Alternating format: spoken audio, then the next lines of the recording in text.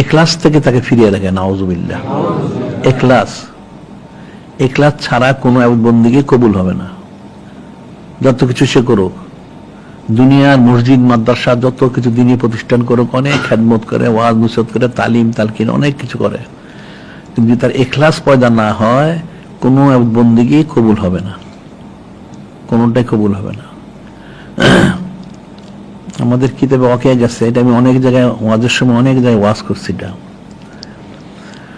সেটা হলো একজন তাবী হযরত মুআজ বিন জাবাল রাদিয়াল্লাহু আনহু, ফকিহুল উম্মত, ওনার কাছে আসলো, এসে বলল যে হুজুর আপনি তো বিশিষ্ট সাহাবী, তা আমার একটা আরজু ছিল। যে কি আরজু ছিল?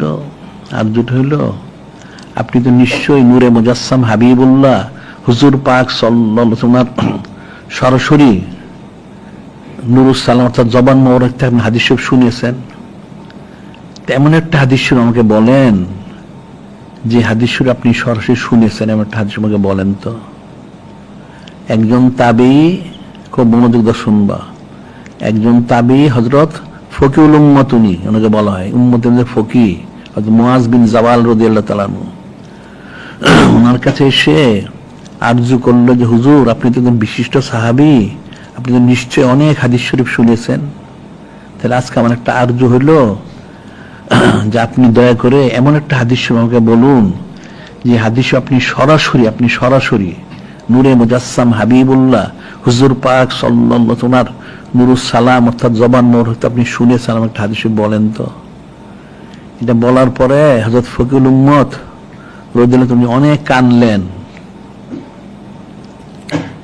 ওই তাবী যখন বললো যে আপনি বলুন একটা হাদিস, দয়া করে একটা হাদিস আমাকে বলুন, আপনি সরাসরি শুনেছেন, অনেক তো শুনেছেন। উনি প্রথম কাঁদলেন অনেকক্ষণ, অনেক কান্নাকাটি করে বললেন হ্যাঁ একটা বড় হাদিস আমি শুনেছি, আমি আজকে বলবো। সেটা হলো নূরে মুজাসসাম হাবিবুল্লাহ সাইয়্যিদুল মুরসালিন ইমামুল মুরসালিন খাতামুন নবীন হুজুর পাক সাল্লাল্লাহু আলাইহি ওয়াসাল্লাম তিনি ইরশাদ মুবারক করেন, যিনি খালিক, যিনি মালিক, যিনি রব হন, তিনি 7 আসমান তৈরি করলেন। এখন 7 আসমান অতিক্রম করে মানুষের আমল নামাগুলি যিনি খালিক, যিনি মালিক, রব আল্লাহ ওনার কাছে পৌঁছতে হয়। 7 আসমানে 7 জন ফেরেশতা নিয়োগ করলেন, ওদেরকে হাফাজা ফেরেশতা বলা হয়। ওনারা আমল নামাগুলি যাচাই বাছাই করে পর্যায়ক্রমে উপরে পাঠাইতে থাকেন।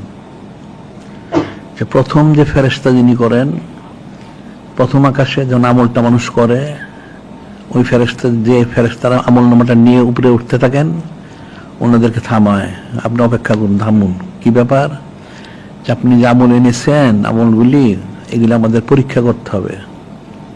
আপনি কি পরীক্ষা করবেন? তো ওই হাফাজা ফেরেশতা বলেন আমি হচ্ছে প্রথম আকাশের দায়িত্ব, আমার দায়িত্ব হচ্ছে যারা গীবতকারী তাদের আমল কখনো এই প্রথম আকাশ দিয়ে অতিক্রম করতে পারবে না, এটা আমার প্রতি আদেশ করা হয়েছে। তাহলে আপনার যে আমল আপনি নিয়ে যাচ্ছেন এর মধ্যে গীবতকারীদের আমল আছে কিনা সেটা আমাকে দেখতে হবে।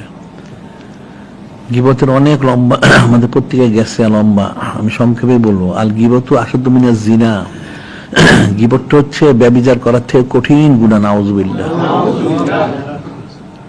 এখন এই গীবতটা করা কঠিন গুনাহ। গীবত করলে, গীবত কাকে বলে? এক সাহাবায়ে কিরাম রোজন জিজ্ঞাসা করতে বললেন, কারো সম্পর্কে কোনো দোষারোপ করলে মানুষের কাছে সেটা গীবত হয়, যদি সেটা সত্যটা হলে গীবত আর মিথ্যা হলে অপবাদ হয়। কেমন? এটা বলা হচ্ছে এখন কয়েক শ্রেণীর লোক আছে যাদের দোষ ত্রুটি বর্ণনা করলে গীবত হয় না, এছাড়া সবাইটা গীবত হয়। প্রথম বলা হচ্ছে কোন রাজা বা আমির উমরারা ধরনের অনেক অপরাধ করে, বেআইনি কাজ করে, রাজা বা আমির উমরা, এদের দোষ ত্রুটি ধরলে সেটা গীবত হয় না। রাজা বা আমির উমরা এদের দোষ ত্রুটি। এর যারা ফাসিক কারা? যারা কবিরা গুনাহ করে, ফরজ ওয়াজিব সুন্নতে মুআক্কাদা যারা তরক করে, ফরজ ওয়াজিব সুন্নতে মুআক্কাদা, ফরজ ওয়াজিব সুন্নতে মুআক্কাদা যারা তরক করে এরা ফাসিক, এদের দোষ ত্রুটি বললে গীবত হয় না।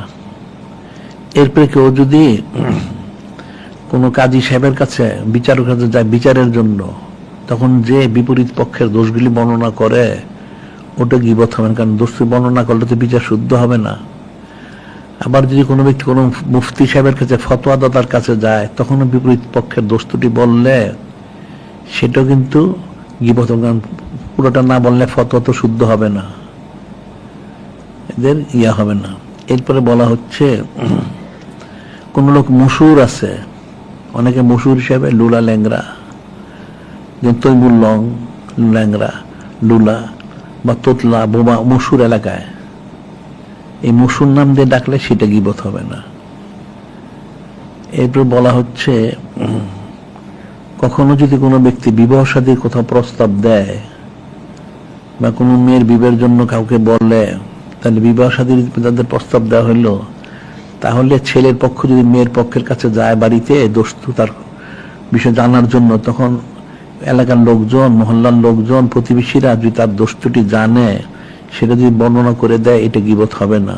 আবার ঠিক ছেলের পক্ষের কাছে যদি আসে মেয়ের পক্ষের লোকেরা ছেলে সম্বন্ধে জানতে, তো ছেলে যদি দোষটি থাকে তার প্রতিবেশীরা যদি বলে দেয়, এটা গীবত হবে না, কারণ এখানে তো একটা মানুষের ঘর সংসার ব্যাপার হয়ে গেছে, ওটাতে গীবত হয় না। আর সপ্তম হচ্ছে ওলামায়ে সু। ওলামায়ে সু যারা, এদের দোস্তি বললে গীবত হয় না, বরং হযরত ইমাম গাজ্জালী যিনি হুজ্জাতুল ইসলাম বলছেন, এক জামানা বদনামে ওলামায়ে সু বেহতেরাজ সালে তোয়াত বেরিয়া। কিছুক্ষণ সময় ওলামায়ে সুদের দোস্তি বর্ণনা করা 60 বছর নফল ইবাদত থেকে উত্তম। সুবহানাল্লাহ। কাজে ওলামায়ে সুদের দোস্তি বর্ণনা, এই যে ওলামার সাথে দেখানো, ওই যে ভিডিও করে ওয়াজ করে অনলাইনে দেয় ছবি সহ, বেপর্দা হয়, দলমত করে, তন্ত্র মন্ত্র করে, অনেক হারাম কাজ করে সারাদিন, এরা ওলামায়ে সু। এদের দোস্তির বর্ণনা করলে এটা গীবত হয় না। এই 7 শ্রেণী, এই 7 শ্রেণীর লোকের দোস্তি বললে গীবত, এছাড়া অন্য কারো কথা দোস্তি বললে সেটা গীবত হবে, এটা মনে রাখতে হবে।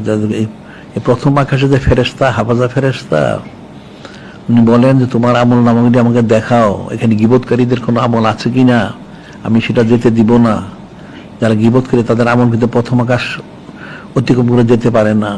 এরপর দ্বিতীয় আকাশে যখন যা পৌঁছে কিছু আমল রেখে দেন গীবতকারী, দ্বিতীয় আকাশে পড়েন, যখন দ্বিতীয় আকাশে যা পৌঁছে তখন এটা আপনি এখানে থামুন, আপনার আমল নমুনা পরীক্ষা করতে হবে। আমি এখানকার দ্বিতীয় আকাশের দায়িত্বপ্রাপ্ত হাফাজা ফেরেশতা, যে আপনি কি পরীক্ষা করবেন? হুব্বুজ্জা, অর্থাৎ যারা মান সম্মান হাসিলের উদ্দেশ্যে, মান সম্মান হাসিলের উদ্দেশ্যে যারা ইবাদত বন্দেগী করে, মান সম্মান দ্বন্দ্বলত ইত্যাদি হাসিলের উদ্দেশ্যে যারা করে, তাদের আমল নাম এখান থেকে যাবে না, এখান দিয়ে অতিক্রম করতে পারবে না। যারা দুনিয়াবী সম্পদ, মান সম্মান, ইজ্জত লাভের উদ্দেশ্যে যারা ইবাদত বন্দেগী করে, তাদের ইবাদত বন্দেগীগুলি, আমলগুলি দ্বিতীয় আকাশ অতিক্রম করবেন, হব্বে যা বলা হচ্ছে। একটা হাদিস শরীফে অনেক আছে, একটা হলো মা জীবানে জায়া নূর সালাফি কাতাতি গানামিন আফসালা মিন হুব্বুল মাল ওয়া শারফুল দ্বীন। মা জীবানে জায়া নূর সালাফি কাতাতি গানামিন, দুইটা নেকড়ে বাক্যে যদি, ক্ষুধার্ত নেকড়ে বাক্যে একটা বকরি পালের মধ্যে ছেড়ে দেওয়া হয়, তারা যেভাবে তাদের ক্ষতি করবে, খেয়ে ফেলবে, মারবে, যারা এই মান সম্মান দুনিয়া হাসিলের উদ্দেশ্যে ইবাদত বন্দেগী করে, তাদের আমলগুলির চেয়ে বেশি ক্ষতিগ্রস্ত। নাউযুবিল্লাহ। হুব্বুল মাল শারফুল দ্বীন, মাল সম্পদের জন্য মোহে করে এবং সম্মান হাসিলের উদ্দেশ্যে ইবাদত বন্দেগী করে, এদের আমলগুলি দ্বিতীয় আকাশ অতিক্রম করবে না।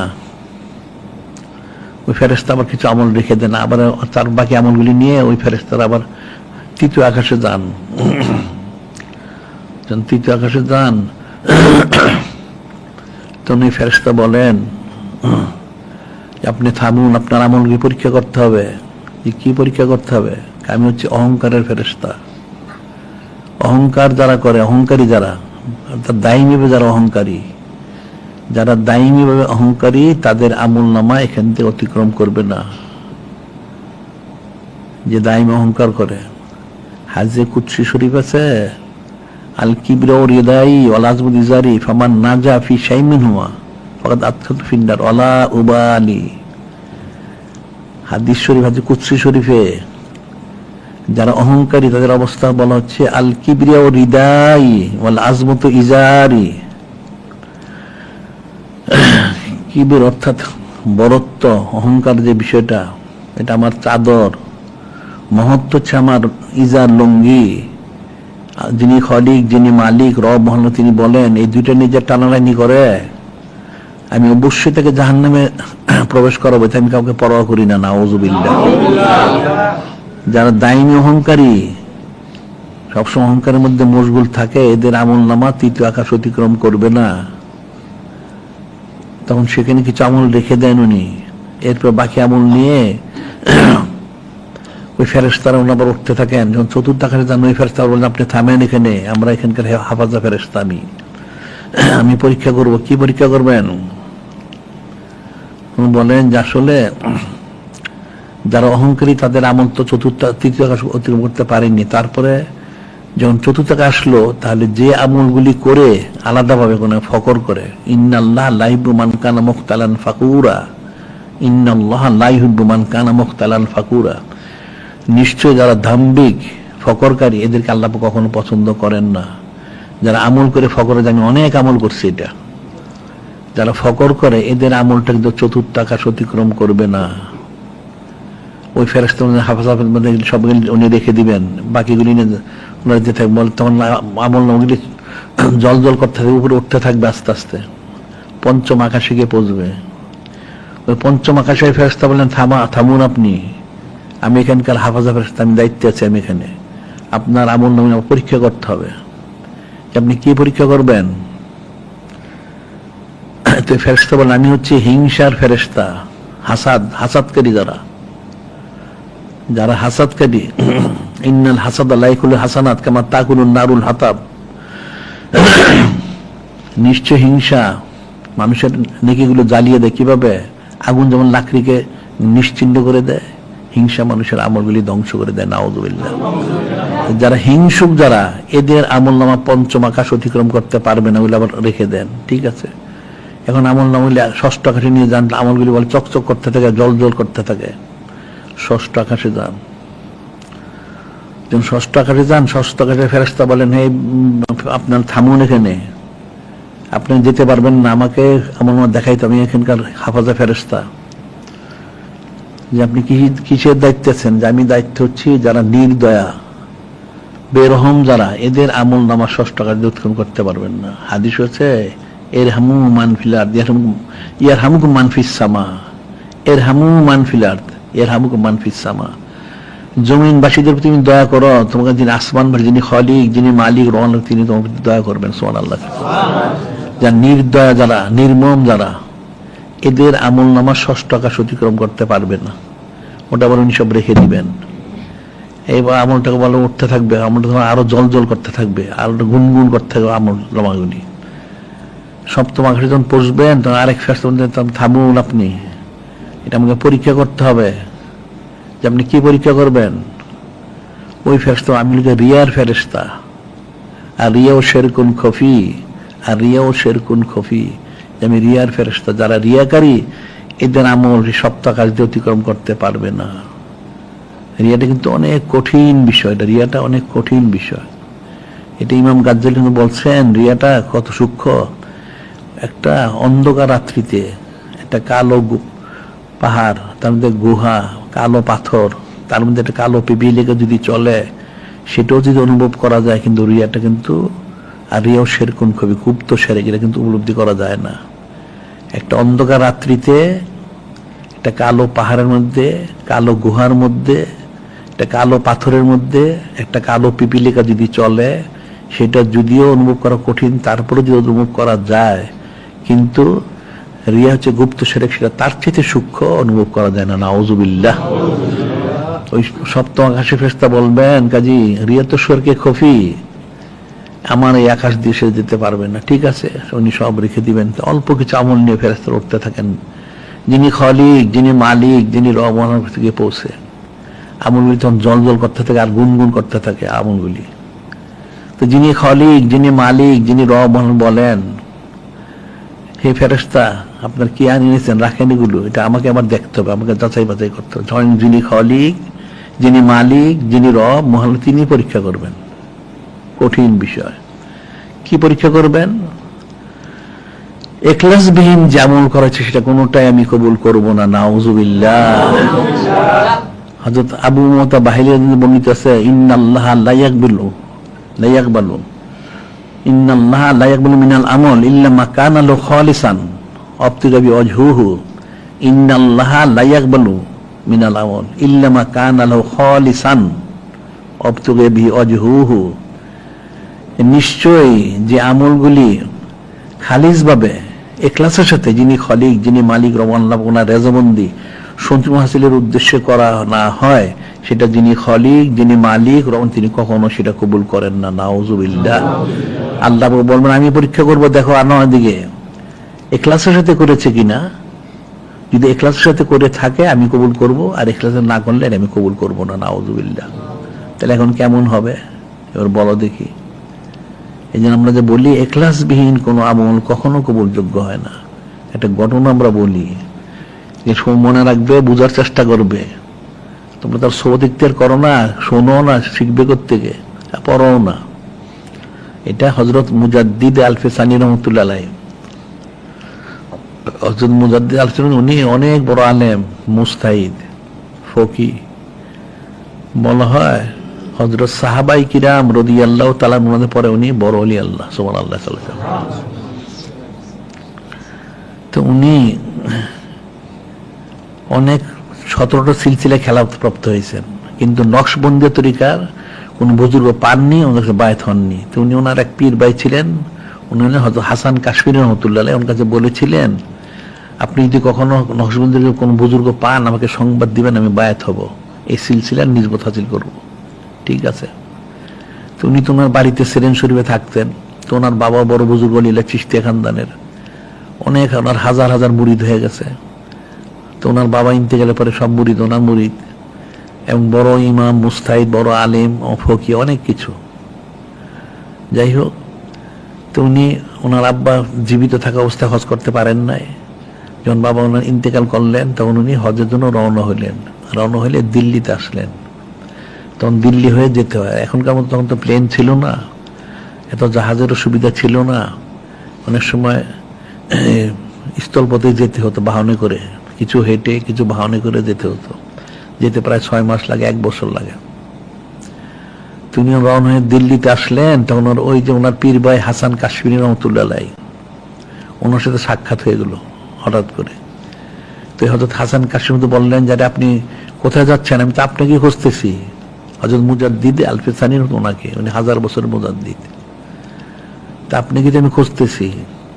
কি ব্যাপার, কেন খুঁজতেছেন? যে আপনি না আমাকে বলেছিলেন নকশবন্দির কোন বুজুর্গ পেলে আপনাকে সংবাদ দেওয়ার জন্য। হ্যাঁ আমি তো বলেছিলাম।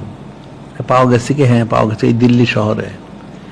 এই দিল্লি শহরে একজন বুজুর্গ আসছেন কাবুল থেকে, হযরত খাজা বাকিবিল্লাহ রহমতুল্লাহ আলাইহি, অনেক বড় বুজুর্গ, নকশবন্দি তরিকার।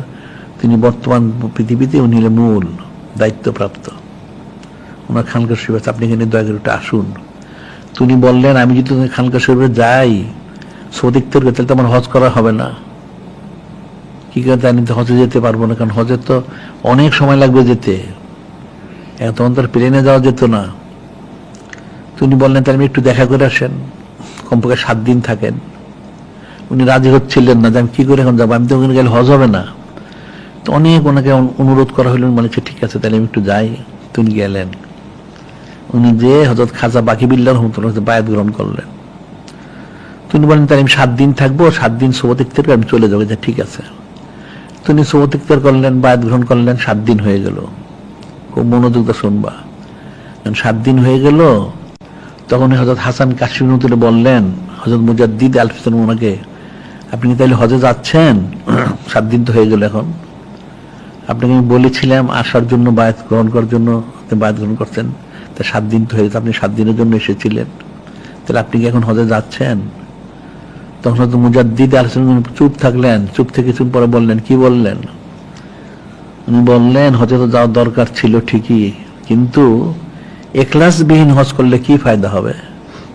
ইখলাসবিহীন হজ করলে কি ফায়দা? বুঝতে পারছো কি আমার কথাটা?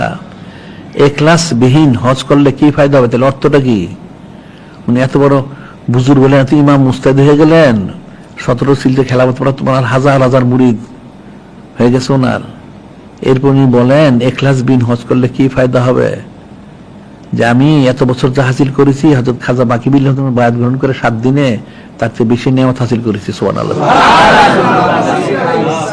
এখন তো আমাকে তাহলে এখলাসটা পুরো অর্জন করতে হবে, আমার তো এখলাস পুরো অর্জিত হয়নি।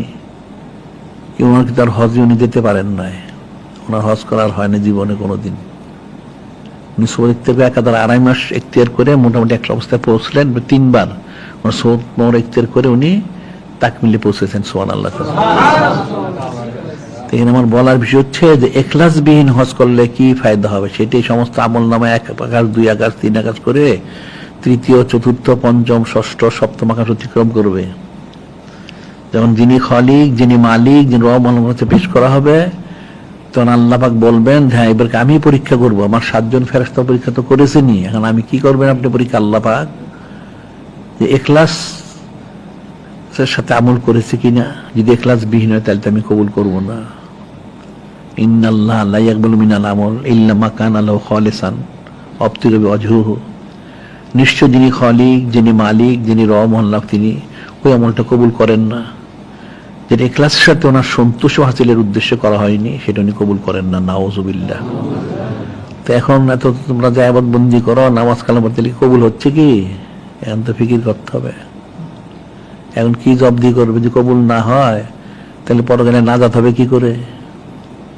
যদি বন্দি কবুলই না হইলো তাহলে নাজাত হবে কি করে? কি করে সম্ভব? তোমরা জিকির ফিকির করো না, সৌদ ইখতিয়ার করো না, তাহলে কি করে হাসিল করবে? হাসিল তো করতে পারবে না। আমরা যে তাকিদ বলি, প্রতিদিন আমরা বলি জিকির কথা, আমি প্রতিদিন বলি কম বেশি, কোনোদিন আমি বাদ দিই না। মনোযোগ দা শুনবে, প্রতিদিন আমি বলি, জিকির ছাড়া অন্তর কখনো ইসলাম হবে না। আর অন্তর ইসলাম হলে এখলাস পয়দা হবে না, এখলাস পয়দা না হলে কখনো বন্দি কবুল হবে না। এখন তাহলে তোমরা কি করবে ওকে বলো, এটা ফিকিরের বিষয়। আর গুনাহগাতা করার কারণে তো কলবে তো দাগ পড়তেছে একটার পর একটা, একটার পর একটা। এই দাগগুলি তোলা যদি না হয়, যে জমকারি পড়ে যায়, তাহলে তার জীবনে হেদায়েত পাবে। ওই